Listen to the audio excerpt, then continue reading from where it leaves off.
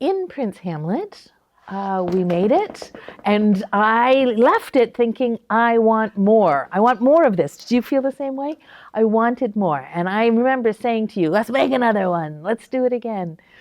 And I remember you saying, no. If we're going to do this again, Dawn, you have to lead it.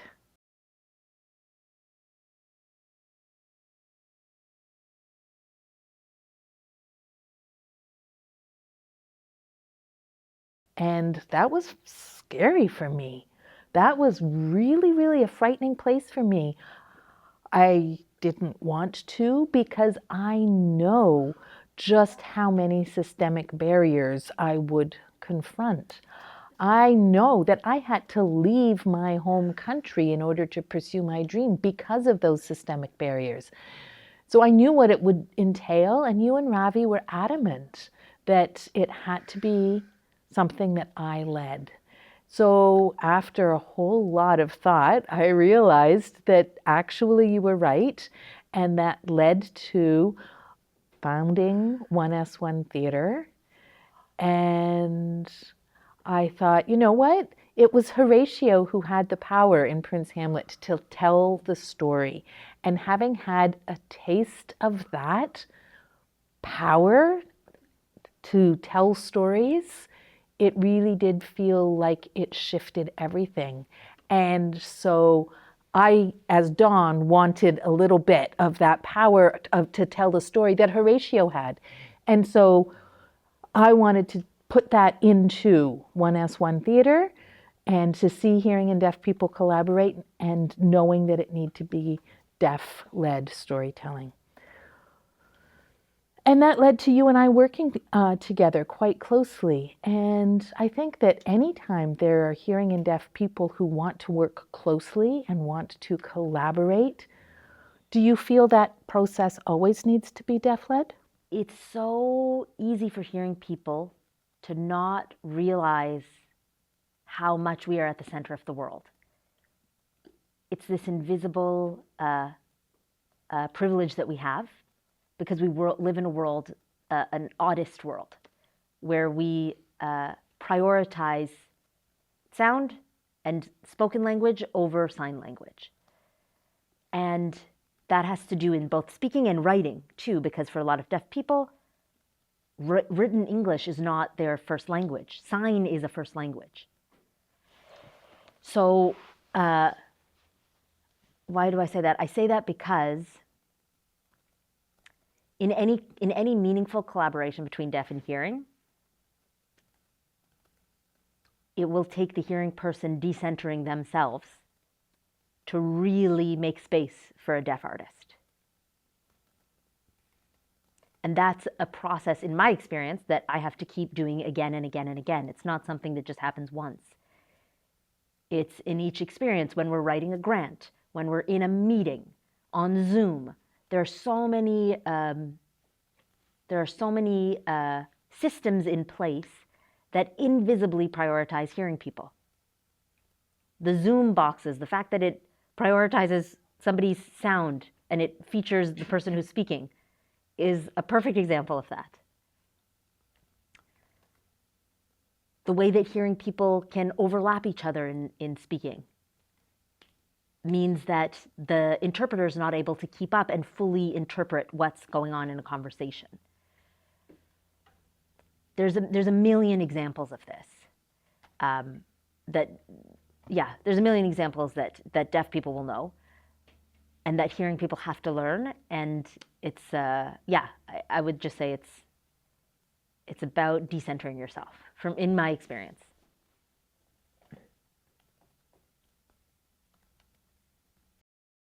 I want to go back and explore some of those systemic barriers. As we move forward in the process, and we encounter systemic barriers, can you speak to who's responsible for confronting and dismantling them? Like, how does that fit? When we decided, okay, great, we're going to start a deaf-led company called 1S1. We're collaborating. It's a deaf and hearing, but Dawn is leading. It's Dawn's vision that's leading, and Dawn's artistry that's leading. and I'm here as a collaborator, but I have to understand my place in that duo. When we started applying for grants, you immediately were like, I'm not doing this, you got to do this. And I was like, no, you got to do it with me. And we've had many arguments about this. And it's because I can write the grant, but then again, it's my voice that's being prioritized. It's crucial that your voice be prioritized here. And the way that a grant is submitted is completely an English written process, which is not your first language. So you say, Miriam, you just do it. But the truth is, if we're making a deaf-led company, you have to have access to be able to articulate your voice and your needs. So one way that we did that at the beginning was when we were writing a grant, we said we need an interpreter the entire time. Most grants only have something like $600 of support access fee to pay for interpreters. That is not enough time for an interpreter to be with us the entire time we're writing a grant. And so that was one of the first barriers that we hit up against, which is we can't even write a grant together because we don't have access to the support that we need to do it in a meaningful way. And so we said, okay, if we're going to create a meaningful deaf-led company, then we have to fight these battles with the granting system. And so again, you asked me like, okay, whose responsibility is it? And this is where it becomes a challenge because, yes, it's true, it should not fall on the deaf artist who already has enough to deal with it. It's so much more work to take up that fight. It's so much more time, so much more emotion to have to fight that fight. And yet, I can't fight the fight. I can't fight the fight alone because it has to be your perspective. We have to do it together. And so I think we created a video, right? Because we said we want to express these challenges to the council, but it shouldn't even be in a letter. The first idea was to do it in a letter, a written letter. And then we said, no, that's also for hearing people. How do we center a deaf perspective? And so what we did was we sent a video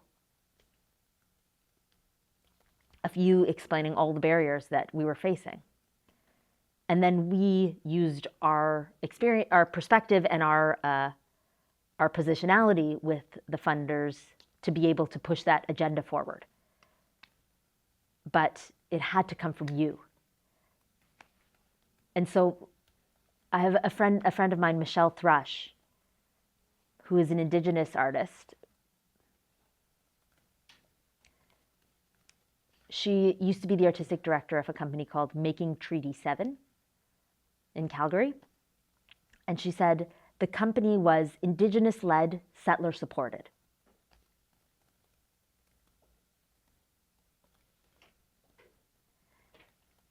And I think about that with 1S1 because the leadership has to be deaf. And yet, as you've said to me a million times, I can't do it alone because there's so many barriers. And it's not only exhausting, but I don't have access to these people. And so I've come to understand my own privilege as a hearing person and how to actually use that to support you over these 8 years. And it's taking me a long time to understand that.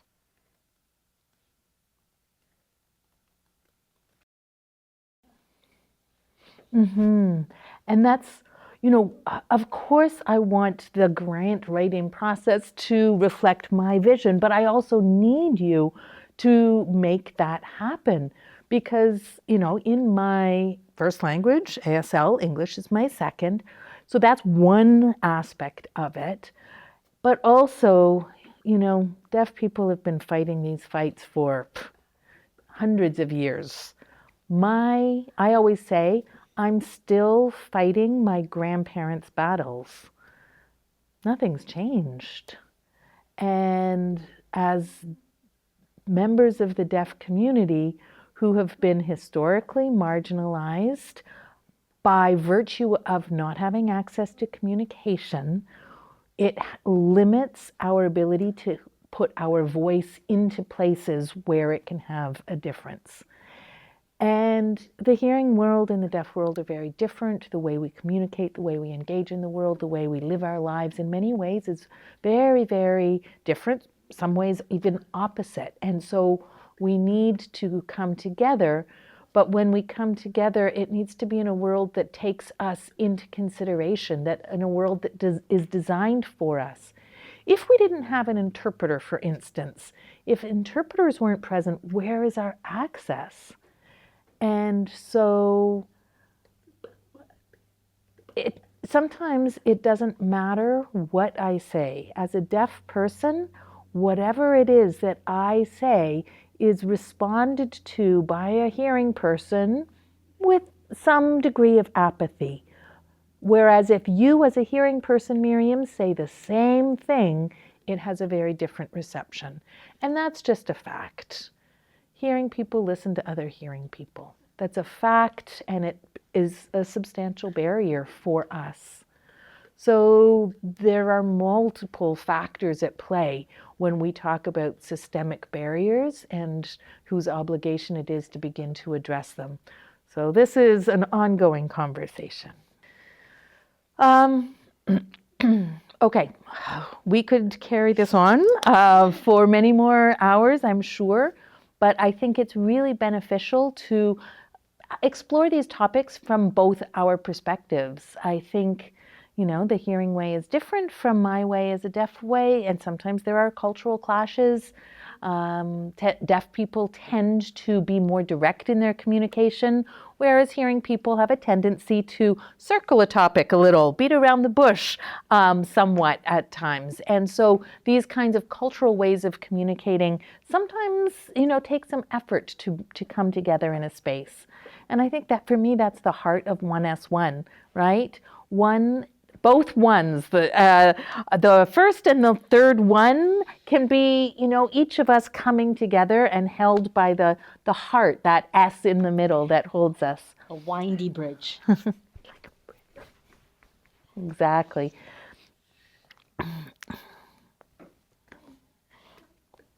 Exactly.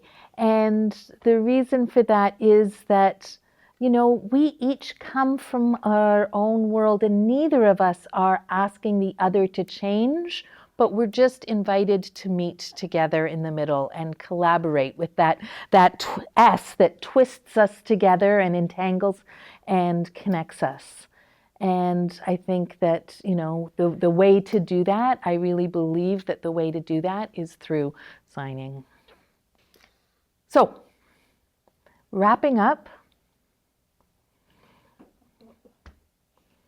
1S1 proceeds, and Why Not has been this incredible source of invaluable support. I never would have imagined. Going back in my life, I never would have imagined that I could be an actor. And then I am an actor, and I love my job. And then I never imagined that I could have a theater company, and here I am, artistic director of a theater company. And, with 2 successful productions under our belt, and the 3rd coming up. So these are things which never would have been possible, but I really believe that the starting point for this part of my adventure was Prince Hamlet, and from that things flowed. And nothing would have been possible without Why Not Theater. So the support, I always say, Why Not Theater is the mothership. You're big, you're established, you have so many resources. And I'm the tiny little, ship that goes off exploring, explore new worlds. And then when I need to refuel, I come back and dock onto the mothership. And that really feels, it's been so important.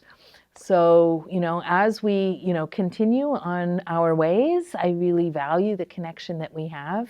And I think the experience of Prince Hamlet has certainly had an impact on me, but I wonder about our collaboration. and what impact it's had on Why Not as an organization. Whether there has been reflection within Why Not in terms of a change to the values, the structure, the artistic vision. I'm wondering what change has happened within Why Not. Well, it's funny to say why not, because for me, an organization is the people in it. And so, what's in the time that we produced Prince Hamlet to now, almost the entire organization has changed over. With the exception of maybe three people who've been there, who were there for Prince Hamlet. And so, in the same way as when we had to recast Hamlet and made assumptions about how we could all just plug and play, that was false. And the thing that I feel like I keep learning about deaf and hearing collaboration is that it is slow and it has to happen on a systemic level, but also on an individual level. And so the folks who built Prince Hamlet together, and that includes the producing team and the finance and everybody who was part of that team, was fundamentally changed by having to figure out how to promote the show to deaf audiences and how to have communication with the Deaf Cultural Center and all of these places, and it forced us to change how we worked. The people who experienced that firsthand have one experience versus the people who come into the organization where 1S1 is already an entity. And there are, again, assumptions about like, how do we work together? What does it mean for a big company to support a little company? There's no such thing as, there's no general version of that. We have to understand, what does it mean for Why Not to support 1S1? And what does that look like in the style of work and the cultures of these two companies with these new groups of people? And so I think it's something that we're still figuring out. One step that we've taken to bring our team closer to 1S1 is that we've been having ASL classes for our whole team. Because we said if even once a year Dawn is producing a work that's in partnership with 1S1, our whole team needs to be able to have at least a basic level of sign language. Of sign language and a basic understanding of deaf culture. And so that's like the very first preliminary layer of that kind of collaboration, meaningful collaboration. But that's one step that we can ensure that there's like a base level that's separate from all the folks who have had a deeper relationship with you and Prince Hamlet. But yeah, I think it's changed our understanding as a company of what it means to be in a deaf space, to communicate with deaf folks, to make things quote unquote accessible, and what that means for us at Why Not and 1S1, and how that's different maybe for the outside world. And it just forces us to continue to define what we mean by accessible, what is enough, and who's leading that conversation, which we've clarified is always Dawn. Because if it was another deaf person, they might have a different perspective too. So that's why I think the individual is important. The way that you're driving 1S1, what intersectionality means to you, how you want to fight for equity in a theatrical way, to us, that's really exciting because we believe in you and that vision. And we want to get behind that vision. And I wonder if this has, impacted, if it has, Why Not's vision of accessibility for deaf people. Like, how do you think about my desire to come and see your shows? We continue to wrestle with this because we're trying to think in an intersectional way. And so we're going, okay, who is this? Each show for us is completely different. The audience that we're trying to reach is different for every single show. And so I think something that I continue to bump up against is it's impossible to be accessible to everybody at all times because there are competing accessibility needs. So how do we balance those things? And it is imperfect. So I don't have an answer to that. There's no, or rather, I would say we haven't figured out like an across the board response. But right now, the way that we're trying to get behind you and 1S1 is a way that we're thinking about accessibility, because you're making that change in a way more meaningful way. So it's imperfect, but it's an offering. Like you've said this to me before, nothing about us without us. And that's the thing that I keep coming back to. Like if we're talking about access, if we're talking about folks who have historically had less power, if we're trying to actually make meaningful change, how do we center those people's perspective? And that's across the board. That's an intersectional experience. It's not only with deaf people. It has to do with any group who has been sidelined or oppressed. If we're serious about making change, we can't have the same people making the change. It has to be driven by that perspective, that lived experience. So 1S1 has been on a journey, and we were established in 2019, and we just last year became incorporated, yes, and then just recently we received our charitable status. So yes, that's another exciting step. And so as a company, we're moving forward, and I think it's leading to what, we experience as growing pains. And so the artistic ideas, the creative vision is there, but the resources are the limiting factor, the support, the funding, the resources. And so I'm wondering about large theater companies that have funding sources, that have operational funding, that have programs that move forward. And I'm finding it hard to connect up into these existing theater companies at the pace with which they move their operations forward. And I'm wondering what advice you might have for me as a deaf-led theater company to connect in. I mean, do you think that our work is important? That you think Canada needs to see more work like Prince Hamlet? And what supports could be in place to facilitate that through 1S1?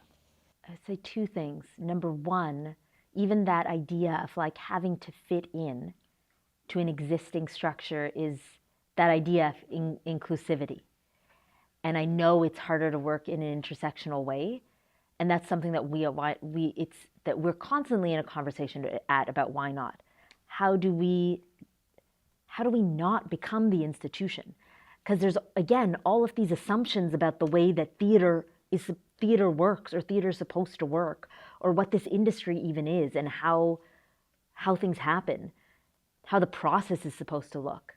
And I would say, while 1S1 is still in its tender beginnings, to not lose the way that you do it, because it's very easy to get swallowed by these ideas of how theater is produced in this country. And actually what you have is a different way. And that different way is creating a different product, different audiences, a different meaning. And so rather than saying, how do I fit in? I would rather say, how do you hold on to what makes you unique and help and make space for that? And then that's the hearing people's job, to go, how do we get out of the way to make space for this different way and different process and different culture? And that has everything to do with sitting back and listening, because there are lots of hearing folks, I think, who want to engage with you in 1S1, and who will have a whole bunch of ideas about how they want to do that. And yes to those ideas, but I think listen to Don's ideas first. Sit down and listen before you start to throw out ideas, is what I would say to hearing folks, because what you're coming in and offering is different than the way that we've worked in the past. And yeah, so That's what I would say. Wow. I want to thank you for being so open and honest in this conversation. These reflections are really important, not just for us as collaborators, but also for the wider artistic community. A community that's still learning what real, meaningful collaboration with deaf artists truly looks like. Representation alone is not enough. Real collaboration asks us to examine power, to examine process and access, and to make space for deaf artists, not as an afterthought, but as central to the artistic vision from the beginning. And that process starts with admitting what we don't know and committing to do better. It's my hope that this dialogue encourages more artists, both deaf, hearing, and everyone in between, to keep pushing for a theater that is not only more equitable and more collaborative, but also more creatively alive and vibrant because of that collaboration. So let's create braver, more honest, and more expansive art together.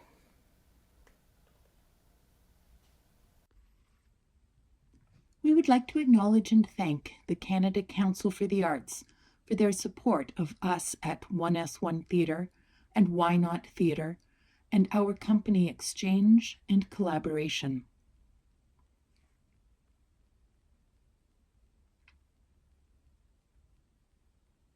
The Canada Council for the Arts Sector Support, Innovation and Development Grant has enabled the creation of this 3-part Salon series. One salon is entitled Unpacking Common Mistakes in Deaf-Hearing Theatre Collaborations. Another explores 1S1 Theatre's deaf-led vision for the future. And then there is an interview with Why Not Theatre about their production, Prince Hamlet. The aim of the series is to generate a dialogue which can increase awareness of deaf-led work among those in the arts sector, and of the importance of giving us, as deaf artists, power, visibility, and space. All of your input, contributions, and experiences were vital to the creation of these conversations, which have become a resource for our community and for all the diverse communities in the sector, to share, foster collaboration, and serve as an inspiration so that together we can flourish and thrive. Thank you. And also, to Why Not Theatre, I want to offer my utmost and most heartfelt gratitude. Thank you for your unwavering support for 1S1 Theatre.